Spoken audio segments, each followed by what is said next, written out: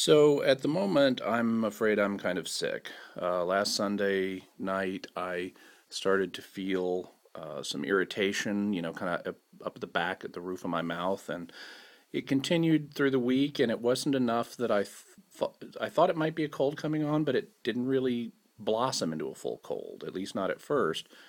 Thursday, I started having a tickle in my throat I couldn't get rid of, and so I was kind of clearing my throat a lot.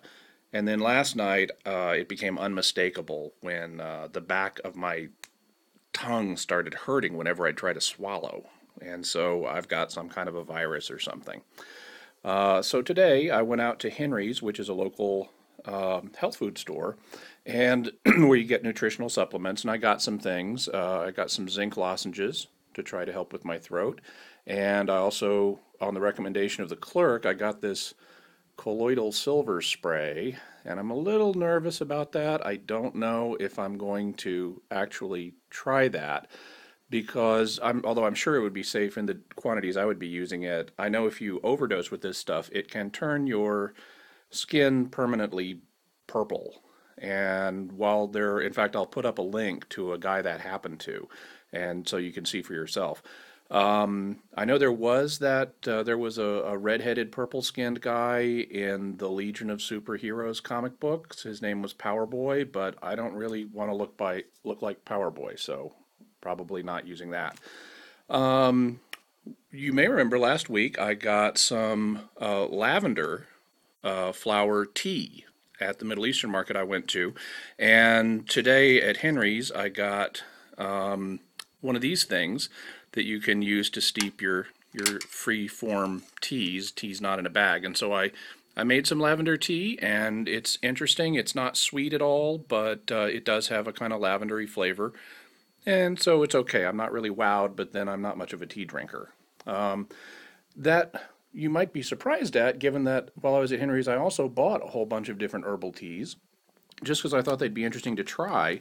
Like I said, I don't normally use tea, mostly because I just never got into the habit, and also because I try to limit the caffeine I have.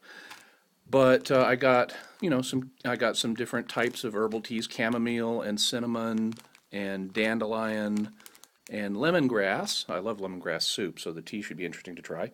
And peppermint and rose and spearmint. So we'll see how all those are. I encountered a food mystery though at Henry's. When I was in the checkout line, I got some of this trail mix, and this is yogurt raisin trail mix. And it's fairly straightforward. It has yogurt raisins in it, which are raisins covered in yogurt. It has regular raisins.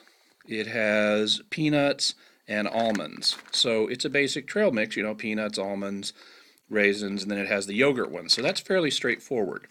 But they also had this kind, and this kind is labeled Wild West trail mix. And when I saw it, I thought, oh, it's trail mix with M&Ms in it. Why do they call it Wild West? I mean, it's not like I assume it's not like mesquite flavored or something. It hasn't been charbroiled, so I don't know exactly why. And you look at the ingredients, and the mystery becomes a little more interesting. You look at the ingredients, it's got peanuts, raisins, and almonds in it. And so you can see all those, peanuts and raisins, and almonds are the least, but there's one, there's another. But then it has these things in it. Instead of saying M&Ms, it has chocolate buttons and chocolate peanut buttons, which I assume are chocolate buttons with peanuts in them. So they're the equivalent of peanut M&Ms. And they're not calling what are obviously meant to be M&Ms. They're not calling those M&Ms.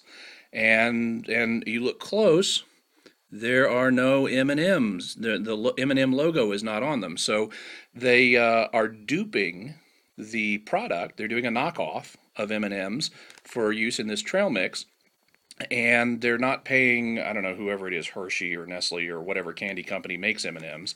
And I thought that might be why they call this Wild West trail mix, because if you take the letters M and M and turn them upside down, you get WW.